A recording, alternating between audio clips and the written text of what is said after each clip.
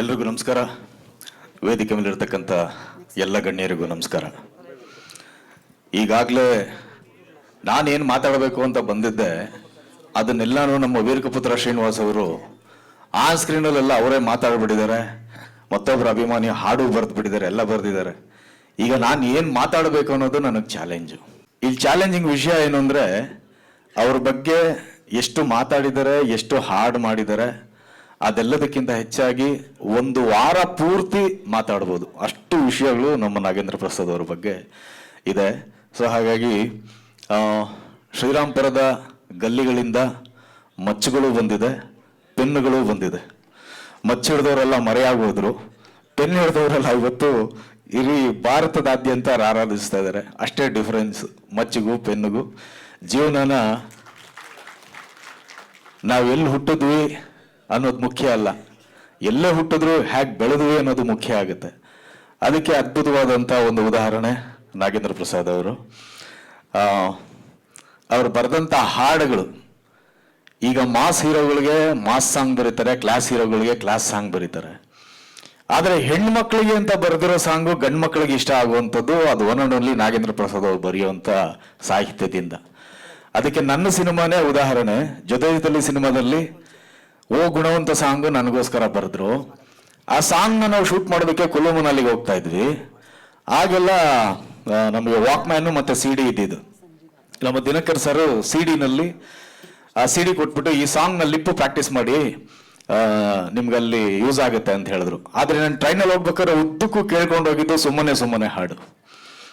So ಅಷ್ಟು ಅದ್ಭುತವಾದಂಥ ಹಾಡುಗಳನ್ನ ಬರೆದಿರೋರು. ಆಮೇಲೆ ಈಗ ಮುಖ್ಯವಾದ ವಿಷಯ ಏನಂದ್ರೆ, ಹಾಡುಗಳು ಎಲ್ಲರೂ ಬರೀತಾರೆ, ಅಫ್ಕೋರ್ಸ್ ಸಾಕಷ್ಟು ಸಾಂಗ್ಗಳು ಹಿಟ್ಟು ಆಗುತ್ತೆ.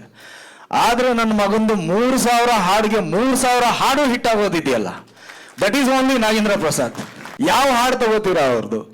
ಯಾವ ಸಾಂಗ್ ಕೇಳಿದ್ರು ಸೂಪರ್ ಡೂಪರ್ ಇಟ್ಟು ಸೂಪರ್ ಡೂಪರ್ ಇಟ್ಟು ಸೂಪರ್ ಡೂಪರ್ ಇಟ್ಟು ಅಂತ ಅದ್ಭುತವಾದಂಥ ಒಂದು ಪ್ರತಿಭೆ ನಮ್ಮ ಕನ್ನಡ ಚಲನಚಿತ್ರರಂಗಕ್ಕೆ ಸಿಕ್ಕಿದ್ದು ನಮ್ಮ ಅದೃಷ್ಟ ಅಂತ ನಾನು ಭಾವಿಸ್ತೀನಿ. ಅವರು ಕನ್ನಡ ಚಿತ್ರರಂಗದಲ್ಲಿ ಅಷ್ಟೇ ಅಲ್ಲ, ತಮಿಳಿನಲ್ಲೂ ಸಹ ಕೆಲಸ ಮಾಡಿದ್ದಾರೆ, ತೆಲುಗು ಚಿತ್ರರಂಗದಲ್ಲೂ ಕೆಲಸ ಮಾಡಿದ್ದಾರೆ. ಸಾಧ್ಯ ಆದಷ್ಟು ಬೇಗ ವರ್ಲ್ಡ್ ವೈಡ್ ಕೆಲಸ ಮಾಡೋ ಹಾಗೆ ಆಗಲಿ ಅಂತ ಹೇಳ್ತಾ, ಇವತ್ತಿನ ಕಾಲದಲ್ಲಿ ಲವ್ನ ಎಕ್ಸ್ಪ್ರೆಸ್ ಮಾಡೋದೆಲ್ಲನೂ ತುಂಬ ಸುಲಭದ ಕೆಲಸ. ಆದರೆ ಅವತ್ತಿಂದ ಇವತ್ತರೆಗೂ ತುಂಬ ಕಷ್ಟದ ಕೆಲಸ. ಮಾಸ್ ಡೈಲಾಗ್ ಇಡ್ಬೇಕಾದ್ರೆ ಹೊಡೆದು ಬಿಡ್ಬೋದು, ಯಾರ ಮುಂದೆ ನಿಂತ್ಕೊಂಡು ಆವಾಜ್ ಹಾಕ್ಬಿಡ್ಬೋದು. ಆದ್ರೆ ಅವತ್ತಿಂದ ಇವತ್ತರೆಗೂ ಒಂದು ಹುಡುಗಿ ಮುಂದೆ ನಿಂತ್ಕೊಂಡು ಲವ್ ಪ್ರಪೋಸ್ ಮಾಡೋದು ಇದೆಯಲ್ಲ, ಅಂದ್ರೆ pure love, not Dove love, pure love propose ಮಾಡೋದು ಇದೆಯಲ್ಲ, ಅದಕ್ಕೆ ಪದಗಳು ಸಿಗೋದು ತುಂಬಾ ಕಷ್ಟ. ಆ ವಿಷಯದಲ್ಲಿ ನಾಗೇಂದ್ರ ಪ್ರಸಾದ್ ಅವರ ಯಾವುದೇ ಲವ್ ಸಾಂಗ್ ತಗೊಂಡ್ರು 2 ಸಾಂಗ್ ಮೆಸೇಜ್ ಮಾಡಿಬಿಟ್ರೆ ಸಾಕು, 2 ಸಾಲು ಲವ್ ಸ್ಟಾರ್ಟ್ ಆಗ್ಬಿಡುತ್ತೆ. ಅಂತ ಒಂದು ಅದ್ಭುತವಾದಂಥ ಸಾಲುಗಳನ್ನ ಅವರು ಸಾಹಿತ್ಯದಲ್ಲಿ ಕೊಟ್ಟಿರ್ತಕ್ಕಂಥವ್ರು.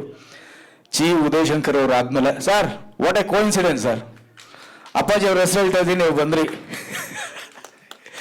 ಚಿ ಉದಯಶಂಕರ್ ಅವರು ಆದ್ಮೇಲೆ, ಹಂಸಲೇಖ ಸರ್ ಆದ್ಮೇಲೆ ಆ ಒಂದು ಸ್ಥಾನವನ್ನ ನಾಗೇಂದ್ರ ಪ್ರಸಾದ್ ಅವರು ಅಲಂಕರಿಸಿದ್ದಾರೆ.